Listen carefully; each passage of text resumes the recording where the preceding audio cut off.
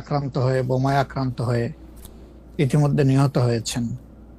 আমি তাদের আত্মার মাগফিরাত কামনা করি এবং তাদের পরিবার আপনজনদের প্রতি আমি সহমর্মিতা জ্ঞাপন করি। যুদ্ধ আসলে কোনো সমাধান নয়, যুদ্ধ হচ্ছে ধ্বংসের কারণ। দুনিয়ার যুদ্ধের মাধ্যমে শান্তি আসবে না, শান্তি আসতে হবে কন্টিনিউয়াস ডায়ালগ এবং পরস্পরকে সম্মানের মধ্য দিয়ে। তো যা হয়েছে এটা তো হঠাৎ করে হয়নি, এটা একটা ধারাবাহিকতা। দীর্ঘদিন ধরে গাজার উপর, ফিলিস্তিনের উপর যা আক্রমণ চলে আসছে, প্রতিদিন সেখানে নিরীহ মানুষ, শিশু, নারী, পুরুষ, বৃদ্ধ, অনেক মানুষই প্রতিদিন নিহত হচ্ছেন। আমরা এই বেদনাদায়ক দৃশ্য দীর্ঘদিন ধরে অবলোকন করছি। যাদের মিনিমাম বিবেক আছে তারা এই তৎপরতাকে কোনোভাবে সমর্থন তো করবেনই না, অন্তরের অন্তঃস্থল থেকে তারা নিন্দা করেন, এটাই স্বাভাবিক, আমরাও নিন্দা করি। ইরানকে হঠাৎ করে কেন এই আক্রমণ করা হলো?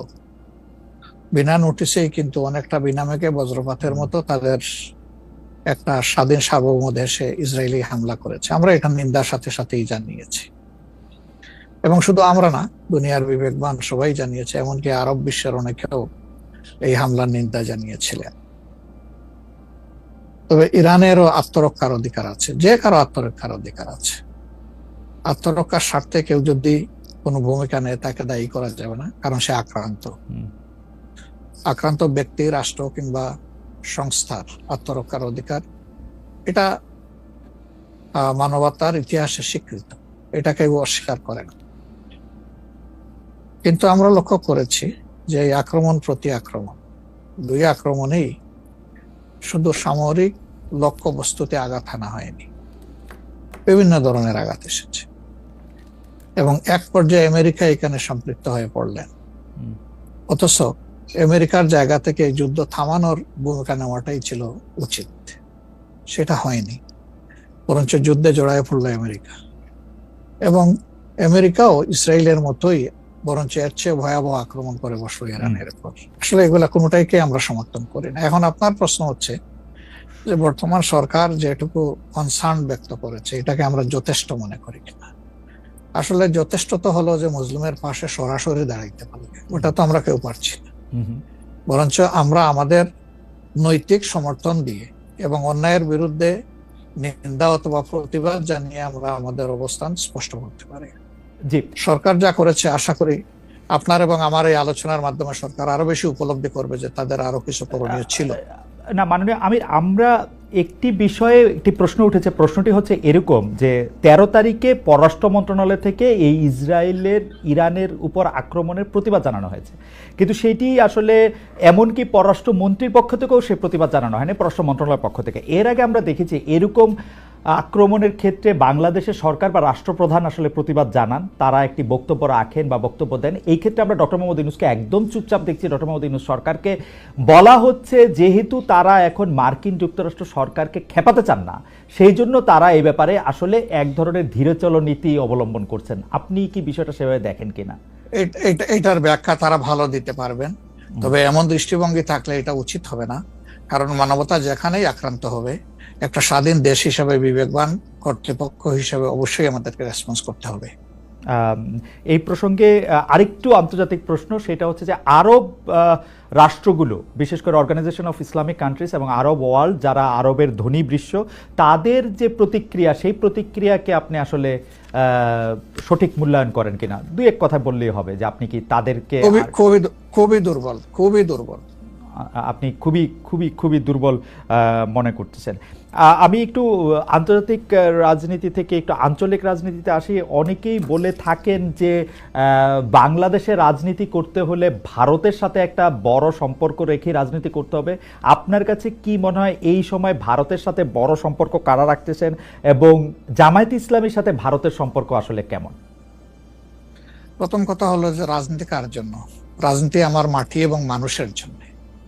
সুতরাং আমার সম্পর্কটা হবে জনগণের সাথে, আমার সম্পর্ক হবে আমার মাটির সাথে। এটা আমার 1 নম্বর প্রায়োরিটি। 1 নম্বর প্রায়োরিটিকে তার জায়গায় রেখে দুনিয়ায় যারা বন্ধু হয়ে এগিয়ে আসবেন দেশ এবং জনগণের কল্যাণে, আমরা সবাইকে আমরা স্বাগত জানাবো, অভিনন্দন জানাবো এবং বুকে ধারণ করব। কিন্তু যদি এই সম্পর্ক রাখার অর্থ এটি হয় যে কোনো রাষ্ট্রের আনুকূল্য নিয়ে অথবা রাষ্ট্রকে সন্তুষ্ট রেখে কোনো ধরনের রাজনৈতিক কর্মকাণ্ড পরিচালিত হবে, আমরা তার সম্পূর্ণ বিরোধী। ওকে, এই ক্ষেত্রে কেউ কেউ বলতেছেন যে বিএনপির সাথে ভারতের একটি সম্পর্ক দেখা যাচ্ছে, আবার কেউ কেউ উল্টোটা বলতেছেন ডক্টর মোহাম্মদ ইউনূস ভারতের সাথে সম্পাদিত শেখ হাসিনা সরকারের কোনো চুক্তি আলোর সম্মুখে আনছেন না এবং তার কোনোটি বাতিল করছেন না, কারণ ডক্টর মোহাম্মদ ইউনূস সরকারেরও ভারতের সাথে একটি নিবিড় এবং প্রবল সম্পর্ক রয়েছে। আপনি এই দুটি কিভাবে বিবেচনা করেন, যে বিএনপির সাথে কি আসলে ভারতের একটি প্যাক্ট আছে? ডক্টর মোহাম্মদ ইউনূস কি ভারতের কাছে মুখে যাই বলুন খুবই নতজানু সরকার? মানে হোয়াট ইজ আপনার বিশ্লেষণ একটু শুনতে চাই। আসলে প্রথমটা আপনি যেমনটি শুনছেন আমিও তেমন শুনতেছি, আমার কাছে এর কোনো ডকুমেন্ট নাই। আর দ্বিতীয়টা যেটা বলতেছেন ডক্টর ইউনূস সাহেবের ব্যাপারে, আমি এর কোনো আলামত দেখতে পাচ্ছি না যে উনি ভারতের কাছে নত জানু, এর কোনো আলামত আমার কাছে স্পষ্ট নয়। ভারতের সাথে আমরা ভারতকে বিভিন্ন বিষয়ে তার সাথে কনফ্লিক্টে দেখতে পাচ্ছি। ভারতের সাথে হাসিনা সরকারের সম্পাদিত চুক্তিকে তিনি সামনে আনতেছেন না, এইটা একটা অভিযোগ। আরেকটা অভিযোগ হচ্ছে ভারত একতরফাভাবে ট্রান্সশিপমেন্ট এবং স্থলবন্দর দিয়ে মাল আনা নেওয়া বাতিল করলো, এর বিপরীতে বাংলাদেশ কোনো ব্যবস্থাই নেয় নাই এখন পর্যন্ত। আসলে বাংলাদেশের নেওয়ার সেই সুযোগটাও কতটুকু আছে না আছে সেটা বিবেচনায় নিতে হবে। 2 নম্বর হচ্ছে যে ইউনূস সরকার এখন দায়িত্বে আছেন, আমি ক্ষমতায় বলবো না, এই দেশের জনগণই তাকে দায়িত্ব দিয়েছে, উনি দায়িত্বে আছেন। উনি দায়িত্বে আসার পরে এটা ঠিক যে ভারত বলেছে নির্বাচিত সরকার আসলে তারা দেশকে সহযোগিতা করবে, তা এখানে কি বার্তা দেওয়া হলো তাহলে? সুতরাং এটা কোনোভাবেই টিকে না বিষয়টা। আর এই সরকারের অনেকগুলা প্রায়োরিটি আছে।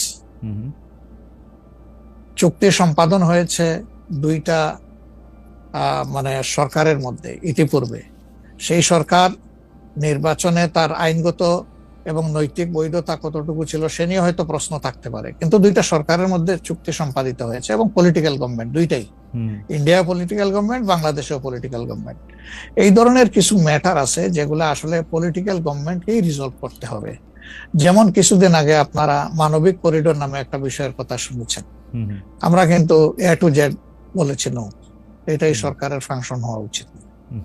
এরপরে পোর্ট হ্যান্ডলিং এর ব্যাপারেও কথা এসেছে, সেখানে আমরা বলেছি যে এইটাও এত বড় বিষয়ে সরকারের হাত দেওয়া উচিত হবে না, এই ব্যাপারে আমাদের অবস্থান স্পষ্ট।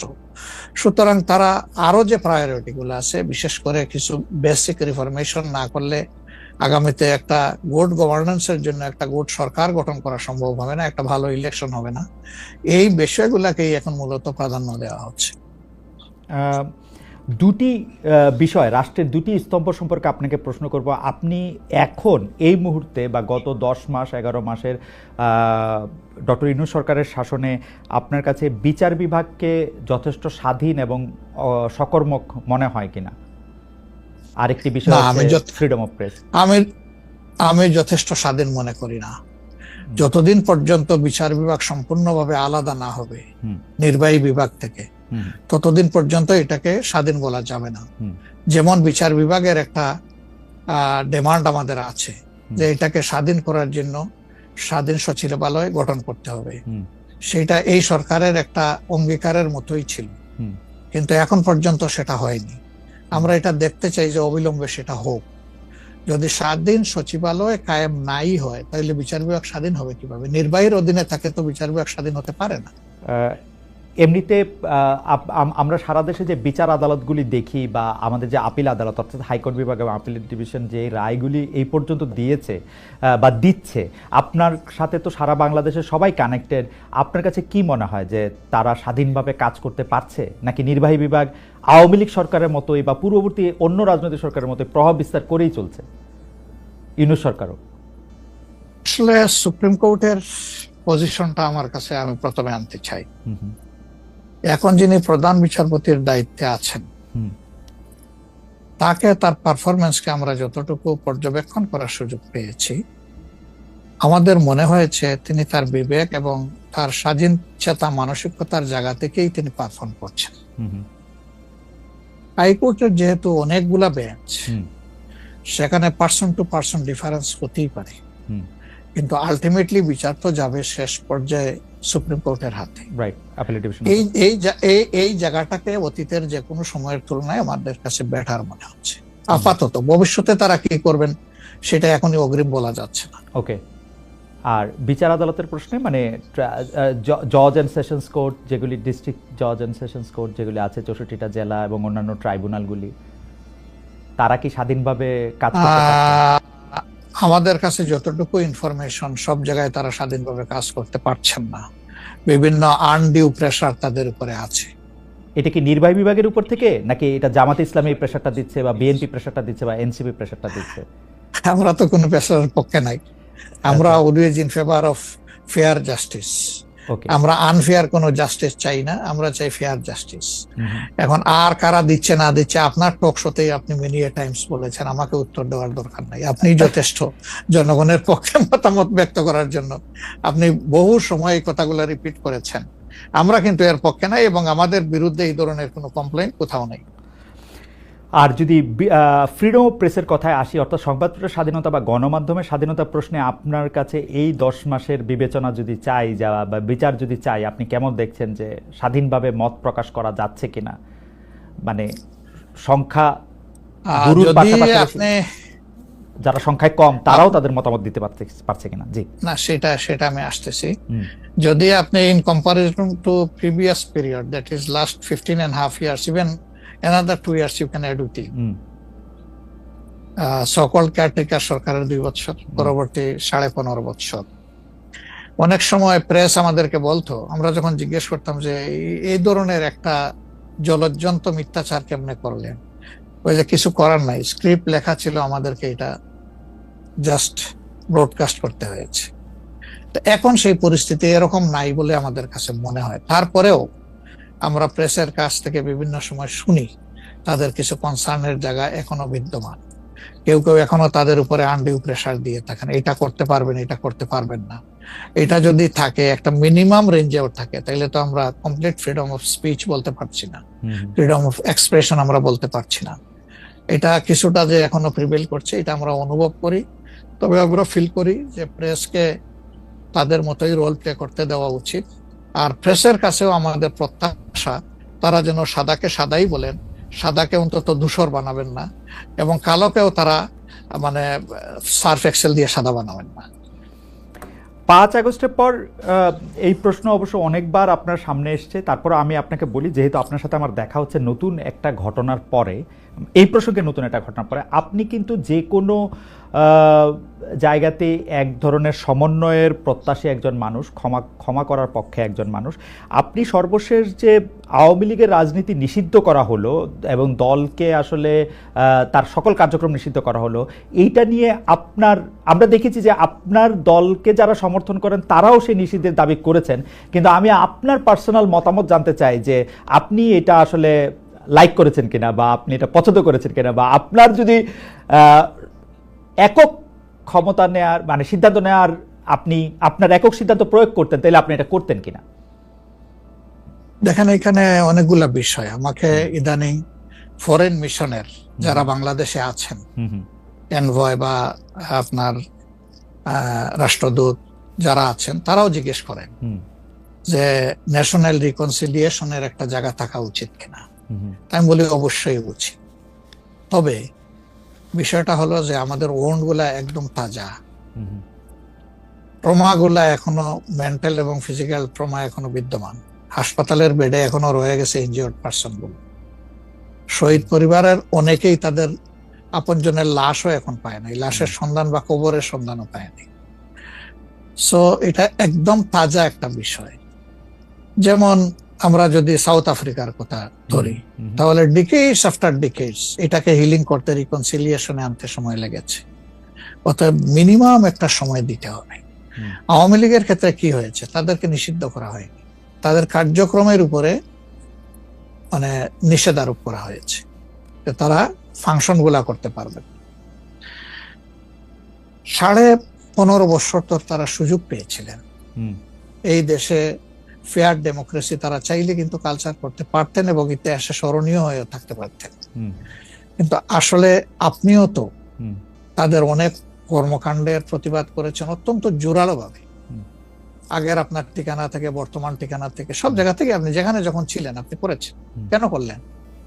এই জিনিসগুলো অ্যাকসেপ্টেবল ছিল না, এই জন্যই তো করেছে।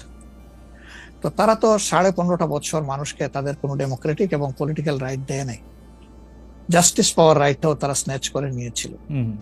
এই ধরনের সবগুলা রাইটই তো কার্যত তারা কেড়ে নিয়েছিল। হুম। আপনি যদি প্রেসের কথা বলেন, এখন তো অ্যাটলিস্ট যখন তখন যাকে তাকে, প্রধান উপদেষ্টাকে একটা কথা বলেছে ঢুকাই দাও, মামলা একটা দিয়ে তাকে সাথে সাথে ঢুকাই দাও, এই কাজ তো এখন হচ্ছে না। আয়নাগরের ঘটনা তো এখন একটু হইতেছে মাননীয় আমির।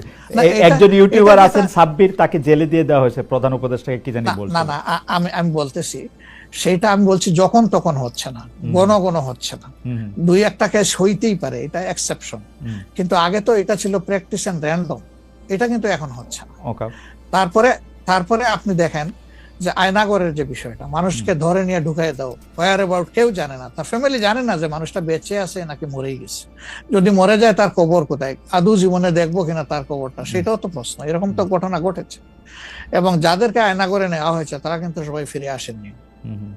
তারা অনেকেই এখনো আমরা জানি না তারা কোথায় আছে, আদৌ বেঁচে আছেন কিনা। তো এগুলা তো এখন হচ্ছে না। বায়বীয় মামলা যেটা বলা হয় সরকারের পক্ষ থেকে, এখন সরকারের পক্ষ থেকে সেরকম মামলা নেই। এখন মামলা হচ্ছে পলিটিক্যাল যারা বিভিন্ন পার্টিজ আছেন তারা, সেই ক্ষেত্রে এক এক দলের এক একটা দৃষ্টিভঙ্গি। আমাদের দৃষ্টিভঙ্গি হচ্ছে যে ফর ফেয়ার জাস্টিস, কমপ্লেইনটা পুরো অ্যাট্রোসিটি করেছেন যারা এটার পারপিটেটর, তাদেরকে ডিরেক্ট যারা আছেন তাদেরকে বাদ দিয়ে আমরা কোনো মামলায় কাউকে আসামি করিনি। এই জন্য আমাদের মামলায় শত শত কোনো আসামি নেই। অন্যান্য সংস্থার বা দলের বা অথরিটির থাকতে পারে। তো এই জিনিসগুলোর কিছুটা হলেও ডেভেলপমেন্ট হয়েছে, কিন্তু আরো অনেক হওয়ার প্রয়োজন আছে এবং সুযোগ আছে। এই ক্ষেত্রে আমি শুধু একটা লাইন করে একটু বোঝার জন্য, যে মানে আওয়ামী লীগ নিষিদ্ধ করা হয় নাই, আওয়ামী লীগের কার্যক্রম নিষিদ্ধ করা হয়েছে, দুইটার মধ্যে তফাৎ কি আসলে? মানে তারা মানে কি করতে পারবে আর কি করতে পারবে না, মানে একজন আওয়ামী লীগ কি করতে পারবে এখন? মানে আমার একটা আন্ডারস্ট্যান্ডিং হচ্ছে আওয়ামী লীগ নিষিদ্ধ, তা আপনি বলতেছেন না দুইটার মধ্যে একটু তফাৎ আছে। তফাৎটা কি আসলে? দেখেন, নিষিদ্ধ তো আমাদেরও করা হয়েছিল, তাই না? এবং একবার না, আমাদের এই সংগঠনের জন্মের পরে দফায় দফায় আমাদেরকে নিষিদ্ধ করা হয়েছে। নিষিদ্ধ যখন কোনো সংগঠনকে করা হয় তখন এই সংগঠনের ব্যক্তিরাও বিভিন্ন ধরনের সমস্যায় পড়ে যান, এর সাথে রিলেটেড ব্যক্তিরা। এমনকি তাদের স্বাভাবিক জীবনযাত্রাটাও তাদের পক্ষে চালায় নেওয়া সম্ভব হয়। তারা যদি সমাজের কোনো ক্রিমিনাল ব্যক্তি নাও হয়ে থাকেন, তবুও তাদের উপরে সমস্যা আরোপ হয়েছে। কিন্তু যখন কার্যক্রম নিষিদ্ধ থাকবে তখন ওই পলিটিক্যাল কার্যক্রম গুলা ছাড়া বাকি জীবনের সবই তো তারা করতে পারে, করছে তো।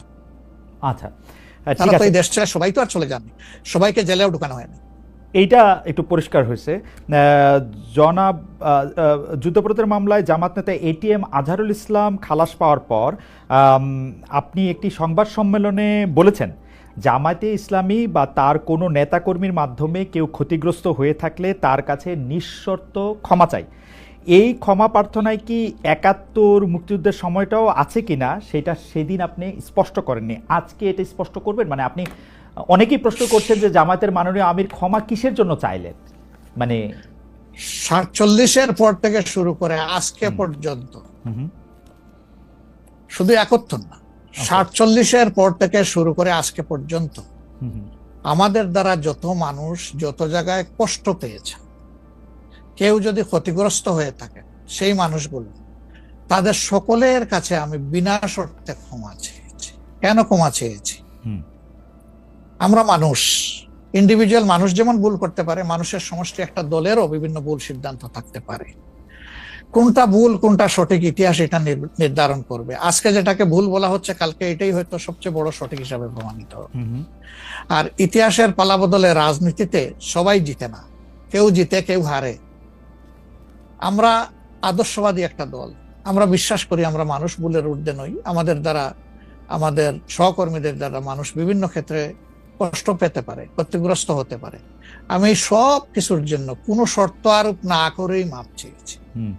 ওকে, মানে ৪৭ এবং মাপ চাওয়ার মধ্যে মাপ চাওয়ার মধ্যে কোনো পরাজয় নাই, না, লজ্জা নেই। অবশ্যই নাই। 47 থেকে আজ পর্যন্ত যে কোনো কিছুর জন্য মানুষ আপনাদের কাছ থেকে যদি কোনো ধরনের আঘাত পেয়ে থাকে তার জন্য আপনি দুঃখ প্রকাশ করেছেন বা ক্ষমা চেয়েছেন। এর ভিতরে সব ঢুকে গেছে, কোনো কিছু বাদ নাই, ওকে, এভরিথিং ইনক্লুডেড। আচ্ছা। এবং এটা আনকন্ডিশনাল, মানে অ্যাপোলজি দিয়ে আনকন্ডিশনাল পার্ডন সিক করেছে।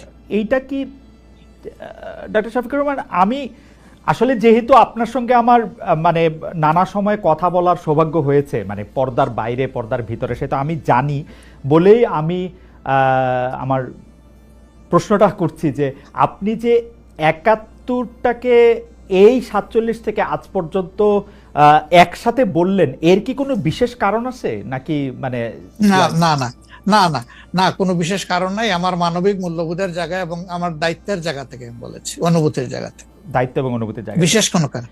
আচ্ছা, আমি আবার 2-3 দিনের ঘটনা একটু আসি। আমরা 2টা ঘটনা আমরা দেখেছি যে আমাদের অনেককে ব্যথিত করেছে। একটা হচ্ছে লালমনিরহাটে একজন যিনি নরসুন্দর, তিনি এবং তার ছেলেকে খুব আয়োজন করে মারধর করা হচ্ছে এবং তাদেরকে টেনে নিয়ে পুলিশের কাছে নিয়ে যাওয়া হয়েছে। এবং আরেকজন যিনি 2018 সালের ডিসেম্বরের রাতের ভোট বলে খ্যাত নির্বাচনের যে প্রধান নির্বাচন কমিশনার, তাকে আসলে খুবই অপমানজনকভাবে মানে থানায় নিয়ে যাওয়া হয়েছে এবং সেটা আবার ভিডিও করা হয়েছে। মানে আমি সাধারণভাবে যেটা বুঝি, আপনি আমাকে শাস্তি দিতে পারেন, আপনি আমাকে মৃত্যু দিতে পারেন, কিন্তু মানুষ হিসাবে আরেকটা মানুষকে অসম্মান করার অধিকার যে আমাদের নাই, এইটা কি মানে মানে নাকি এইটা আমাদের আছে কারণ তারা একটা খারাপ কাজ করেছিল, এরকম কি? মানে আমি জানি না, মানে অনেকে তার আরেকজন, জি আপনি বলেন। আরেকজন খারাপ কাজ করেছেন বলে আমিও করব, এটা কোনো যুক্তি? আমি আরেকজনের খারাপে কষ্ট পেলাম, ক্ষতিগ্রস্ত হলাম, এখন আমি সেম অথবা ওয়ার্স দেন দিস আরো খারাপ কিছু করলাম তার সাথে, সেটা কি কোনো মানবিক আচরণ বলে গণ্য হবে? নিশ্চয়ই না। তবে দেখেন, আমরা এটাকে কখনো সমর্থন করি না, কিন্তু পরিবেশ, প্রেক্ষাপট, স্থান, কাল, পাত্র, মানুষ কোনো জিনিসকে যখন লাইক করে না তখন প্রকাশ্যে হয় তার প্রতিবাদ করে, না হয় মনে মনে ঘৃণা করে, অথবা সে শক্তি থাকলে প্রতিরোধ করে। এই 3টা স্টেজ থাকে, এটা হাদিসের ভাষা অনুযায়ী। তো এই অবস্থায় আমরা হয়তো ভিজিবল সেরকম প্রটেস্ট অনেক ক্ষেত্রেই করতে পারি না, কিন্তু আমরা এগুলাকে মনের দিক থেকে সাপোর্ট তো করি না, আমরা বরঞ্চ মনে করি যে এগুলা আরেকটা অপরাধ। ডেফিনেটলি সিইসি যিনি ছিলেন, তিনি তো একজন মানুষ, তিনি এই রাষ্ট্রের একজন সিভিল সার্ভেন্টও ছিলেন এবং উঁচু পর্যায়ে তিনি দায়িত্ব পালন করে তিনি রিটায়ার করেছেন। তিনি নিশ্চয়ই কাজ ভালো করেন নাই, অনেকগুলা খারাপ কাজ করেছেন। সেই সময়টা জনপ্রত্যাশার এগেনস্টে গিয়ে করেছেন, সত্য তথ্যের উপর না থেকে অসত্য তথ্য তিনি তার সংস্থা থেকে বলেছেন, সেগুলো সব খারাপ।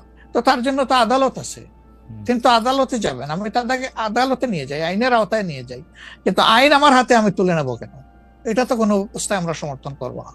এই জন্য আপনার স্মরণ থাকার কথা, 5 তারিখ রাত্রেই আমরা ঘোষণা করেছি যে ব্যক্তিগতভাবে আমরা কারো উপর থেকে কোনো প্রতিশোধ নেব না এবং আমরা নেইনি।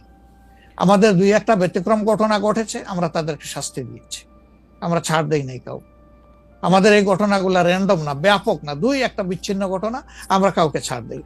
আমরা যেহেতু আপনার সময় কম, আমরা দ্রুত একটা বিষয় থেকে আরেকটা বিষয়ে যেতে হচ্ছে। সম্প্রতি আপনি একটি ভাষণে বলেছেন, আমি এখানে ছোট্ট একটু অ্যাড করতে চাই। এই যে মব, যেটাকে এখন মব বলা হচ্ছে, এর চাইতে কিন্তু আরো নিকৃষ্ট মব কিন্তু গত 15.5 বছর মানুষ প্রত্যক্ষ করেছে। ইভেন আপনাদের সাংবাদিকদের সাথে হয়েছে, আরো অনেকের সাথে, পলিটিশিয়ানদের সাথে তো এগুলো কোনো ডাল ভাত, কোনো ব্যাপারই ছিল না, সিভিল সোসাইটির মানুষের সাথে, শিক্ষকদের সাথে। কিন্তু ওইগুলা দিয়ে আমরা এটাকে জাস্টিফাই করতে চাই হয়েছে বলেই আমরা সবাই মিলেই কিন্তু এগুলি প্রতিরোধ করেছি, প্রতিবাদ করেছি, আসলে যে যার জায়গা থেকে প্রচন্ড ভাবে প্রতিবাদ করেছে। আমার মনে আছে ডয়েচে ভেলেতে থাকতে আমি একবার শেখ হাসিনার নাম করে এতবার বলতেছিলাম যে কেন তিনি এটি করবেন, কেন তার এটি সমালোচনা করা যাবে না এবং কেন তার এটা, মানে আমার মনে আছে যে মানে আমার সাংবাদিকতায় আমি কোনো সময় অ্যাক্টিভিজম করতে চাই না বা অ্যাক্টিভিজমের জায়গা থেকে, কিন্তু এইগুলির প্রতিবাদ আমরা সবাই মিলেই আসলে করেছিলাম, যে যার অবস্থান থেকে।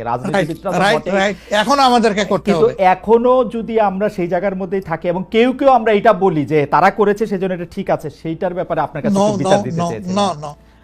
প্রশ্নই ওঠে না, এটাকে সাপোর্ট করা যাবে না। আরেকজন অন্যায় করেছে তাই আমি আরেকটা অন্যায় করবো, এটা চলবে না। আর তাইলে আমরা ভালোর দিকে আগাবো কিভাবে? অ্যাবসলিউটলি আমরা তো আগাতে পারবো না। আপনি সম্প্রতি এক ভাষণে বলেছেন, আরেকটা প্রসঙ্গে যাই, যে সেই গণতন্ত্র হালাল যার মাধ্যমে আল্লাহর বিধান কায়েম করা যাবে, বুলেট নয় ব্যালটের মাধ্যমে যেতে হবে। এটা আপনি বলেছেন হাদিসের রেফারেন্স দিয়ে। আপনার এই বক্তব্যের প্রতিবাদ করেছেন মুফতি ডক্টর সাইয়েদ মোহাম্মদ এনায়েতুল্লাহ আব্বাসী সিদ্দিকী। রবিবার ফেসবুক এক পোস্টে দাবি করেছেন যে তিনি হাদিসের সুস্পষ্ট অপব্যাখ্যা করেছেন। আপনি এক লাইনে আবার একটু ব্যাখ্যা দিবেন কিনা? আমি হাদিসের দেই নাই। জি আমি বলেছি জি যে ডেমোক্রেটিক যে প্রসেসটা, এটা রাসূল করিম সাল্লাল্লাহু আলাইহি সাল্লামের পরে যারা রাষ্ট্র পরিচালনা করেছেন খোলাফায়ে রাশিদিন, তাদের সময় ছিল, এবং এটা বাস্তবতা আমরা সবাই জানি। হযরতে ওমর খুতবা দিতে দাঁড়াইছেন, সাধারণ মুসল্লি বলছে আমি আপনার খুতবা শুনবো না। কেন শুনবেন না? ওই যে আমরা কুশাগার থেকে কাপড় পাইলাম, আমার কাপড়ে লম্বা জামা হইলো না, আপনারটাই লম্বা জামা হইলো কেমনে? এই তো সেম কাপড় দেখতেছি। তখন তিনি তার ছেলে আব্দুল্লাহ ইবনে উমরকে বলেছিলেন, বাবা তুমি এবার জবাব দাও। তিনি দাঁড়াইয়া বললেন যে দেখেন, বাবা তো রাষ্ট্রের দায়িত্বশীল, তার সাথে বিভিন্ন বিদেশি প্রতিনিধি দল আসে, এই রাষ্ট্রের সম্মানে আমি বাবাকে বলেছিলাম যে বাবা আমাদের পোশাক 2 টুকরা করে কাটার দরকার নাই, আপনি অনুমতি দিলে আমি কুশাগারকে রিকোয়েস্ট করতে চাই যে আমাদের 2 পিস না কেটে দিয়ে দেওয়ার জন্য, সেটা দিয়ে আপনি জামা বানাবেন। তো আমার বাবা এবং আমার 2 পিস মিলে উনার 1 পিস হয়েছে, এবং তাই উনার জামা লম্বা। তো লোকটা বসে আল্লাহ শুকরিয়া আদায় করে বললেন যে খলিফাতুল মুসলিমিন, এবার আপনি আপনার খুতবা দেন, আমি শুনবো, মন ভরে শুনবো। তো এই দেখেন, এটাই তো বিউটি অফ ডেমোক্রেসি। ওই যে আপনি ফ্রিডম অফ এক্সপ্রেশন বললেন, এর চাইতে ভালো ফ্রিডম অফ এক্সপ্রেশন কোথায় পাবেন আপনি? আমি বলেছি যে না, গণতন্ত্র হচ্ছে এটা কোনো ইজম না, এটা আপনি নিজেও জানেন। গণতন্ত্র কোনো মতবাদ না, it's a way to establish your ism. আপনি যেটা চয়েস করেন, এটা ক্যাপিটালিজম হইতে পারে, সোশ্যালিজম হইতে পারে, কমিউনিজম হইতে পারে, এরকম যেটাই হোক সেটা আপনি করবেন। কিন্তু এটা একটা ওয়ে, এই বাহনের উপরে আপনি চড়ে যাবেন।